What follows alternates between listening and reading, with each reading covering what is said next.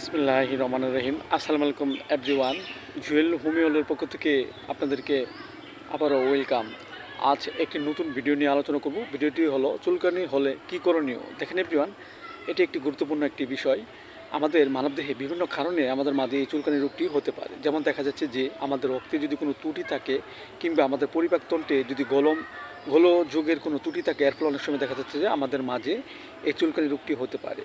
আবার দেখা যাচ্ছে যে বিভিন্ন খাবার থেকেও আমাদের মাঝে এই চুলকানি রোগটি উপদ্রব হতে পারে। সো এভরিওয়ান, এই রোগটি আমাদের মাঝে হলে আমাদের মাঝে যে লক্ষণগুলো থাকে এবং আমরা যে হোমিওপ্যাথি ওষুধগুলো খাবো, যেমন দেখা যাচ্ছে যে আমরা অবিরাম পানিতে নেমে যদি কাজ করি এবং কাজ করার ফলে হঠাৎ যদি শরীরে চাকা চাকা বন্য হয় এবং প্রচুর চুলকায়, ব্যথা করে, এসব লক্ষণে আমরা যে হোমিওপ্যাথি ওষুধটি খেতে পারি সেটা হলো রাক্সটস 30। আমরা 2 ফোঁটা করে সকাল বিকাল 2 বার সেবন করতে পারি।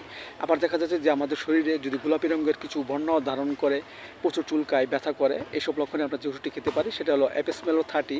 আমরা 2 ফোঁটা করে সকাল বিকাল 2 বার সেবন করতে পারি।